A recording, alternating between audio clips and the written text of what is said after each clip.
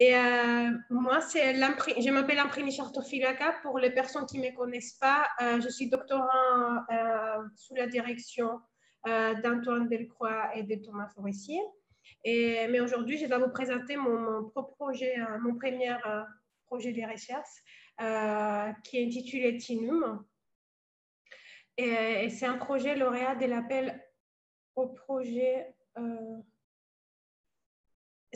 Vous m'entendez toujours parce que j'attends personne en fait, et du coup je suis dans mon. On Oui, oui, t'entend on entend super bien. bien.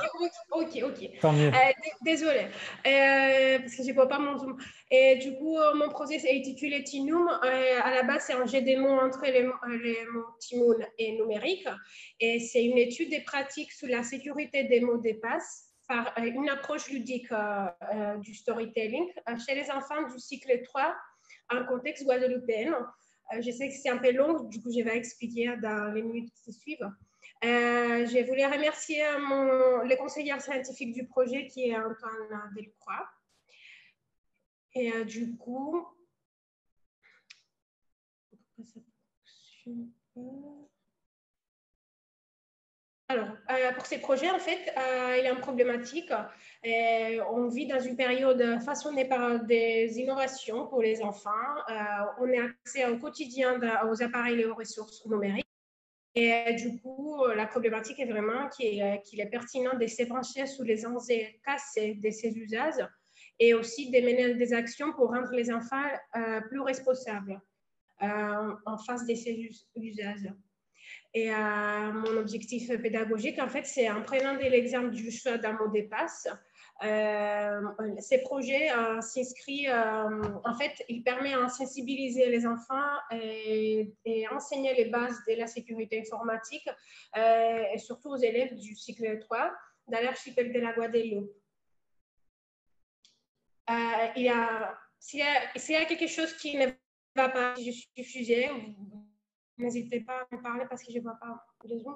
Et du coup, là, un objectif, recherche et développement, c'est à la base, c'est la création d'un prototype qui est destiné à sensibiliser les élèves du cycle 3 aux enjeux et aux caractéristiques du numérique. Et ces prototypes qui va être développé sous la forme d'un kit pédagogique pourrait également constituer une ressource d'accompagnement pour les enseignants lors de leurs cours concernant la culture numérique et les bases de la cybersécurité. Et en gros, mon projet aussi relatif à l'objectif numéro 3 du projet du CREF, ce sont les inégalités et variabilité des accès au savoir aux Outre-mer. Et du coup, concernant les modalités de l'expérimentation, pardon. Il s'agit d'une activité débranchée. En fait, je n'ai pas besoin de tablettes tactiles dans les écoles ni une connexion d'Internet. Les publics ciblés sont des élèves de CM1, CM2. Et à la base, j'ai besoin de ces projets se déroulent dans des journées. En fait, en total, j'ai besoin de 3 heures avec les enfants. Et du coup, sont 3 heures réparties sur des jours. Et, mon objectif, en fait, c'était vraiment de faire passer cette expérimentation un peu partout dans l'archipel de la Guadeloupe. En total, 8 classes sont concernées par l'expérimentation entre novembre 2020 et janvier 2021, couvrant le maximum des bassins de la Guadeloupe. Et jusqu'à aujourd'hui, j'ai déjà passé l'expérimentation dans 3 classes. À Pombire et à Saint-François, à Gap-Escarbello et à Pointe-à-Pitre. Et j'ai déjà des contacts pour les centres, pour Marie-Galade, pour les Désirades. Du coup, en fait, et plusieurs d'autres écoles. Et du coup, en fait, c'est un peu. Je pense que je vais réussir en fait découvrir un peu différentes écoles de l'archipel de la Guadeloupe. Et en fait, il y a des phases, comme j'ai expliqué, je passe des fois dans des journées différentes. Il y a une phase au jour numéro 1, une phase au jour numéro 2. Alors, du coup, la phase numéro 1, c'est que j'ai fait les points sur les connaissances préalables des participants de notre étude sur la sécurité informatique.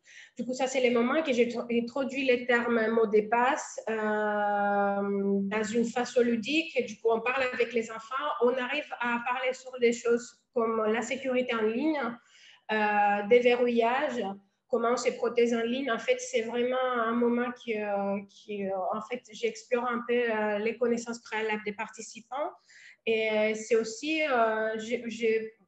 j'arrive à donner des exemples comme les projets Richelieu. C'est un projet avec les mots de passe les plus courants.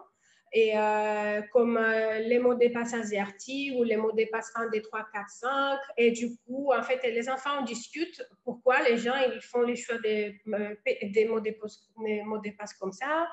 Et après, par exemple, on parle pour que souvent on donne comme un mot de passe, on met nos anniversaires ou pour les gens qui ont des Guadeloupe, 9 septembre, notre prénom, notre chien, des choses comme ça.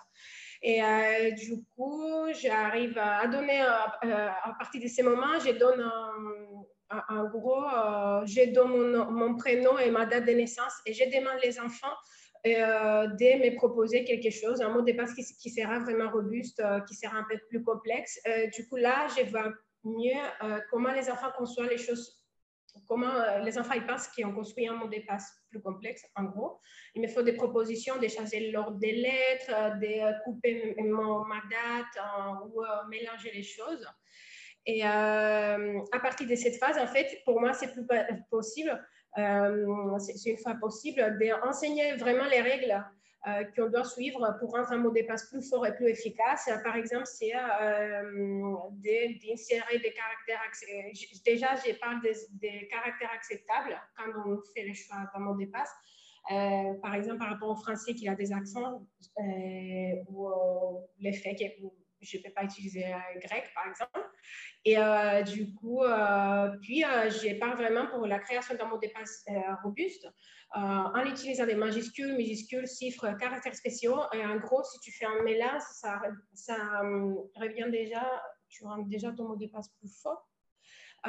Troisième phase, ça c'est la journée numéro 2. En fait, je mets en place des ateliers avec les enfants. Du coup, c'est ça qui ça rend l'idée à la technique du storytelling. Et je vais essayer de vous donner vite fait un exemple. Et en gros, il y a une histoire qui, les enfants, ils prennent un storyboard et en fait, je donne un papier avec 6 étapes. Et petit à petit, je demande aux enfants voilà, d'écrire leur propre histoire. Il y a un héros et cet héros, il a un objectif. Il y a un ami qui va lui aider. Il a un ami qui va l'empêcher à réussir à cet objectif. Après, il y a un conflit et il a un résultat. Et en gros, en fait, les enfants, dans 15-20 minutes, on va dire, ils sont capables de créer une petite histoire. À partir de cette histoire, moi, je demande des choses, en fait. Je demande qu'ils font les choix qu'ils font les choix des mots, comme par hasard. Par exemple, là, je donne l'exemple d'une histoire qui c'était l'héros de l'histoire, c'est un arbre, et son rêve, c'était de devenir une personne. Du coup, l'enfant, il a pris le choix du mot arbre et personne, et après, on passe sur les prochaines étapes, c'est que je demande aux enfants de prendre ces deux mots et créer un mot de passe et les rendre vraiment forts et plus forts déjà. Et du coup, les enfants, par exemple, cet enfant-là, il m'a donné un sac, je ne sais pas si vous voyez, ça qui est en carré, art personne avec un rebase et 7-3. Et du coup, en fait, comment je traite mes données? Déjà, j'ai essayé de voir si les enfants, ils ont bien compris les tâches et ils ont bien suivi les instructions. Et j'essaie à améliorer ces processus. Et deuxième chose que je regarde comment les enfants, en fait, au final, ils ont modélisé les mots de passe qu'ils m'ont donné. Est-ce qu'ils ont pris en compte les règles qu'on a données? Est-ce qu'ils ont utilisé que des majuscules, minuscules? Est-ce qu'ils ont mélangé? Est-ce qu'ils ont bien compris qu'il faut qu'on utilise déjà les démos? En fait, des petites choses comme ça. Et je vous promets, ça c'est le dernier diapo. En fait, ça, je l'ai mis plus tôt parce qu'il a des intentions pédagogiques. j'ai trouvé que c'est vraiment très, très important, en fait, quand on propose un projet sur les terrains avec parce que moi, je ne suis pas professeur des écoles, il faut bien qu'on trouve aussi un lien avec les programmes scolaires qui sont censés enseigner aux enfants. Du coup, mon projet est vraiment un lien avec l'éducation aux médias et de l'information.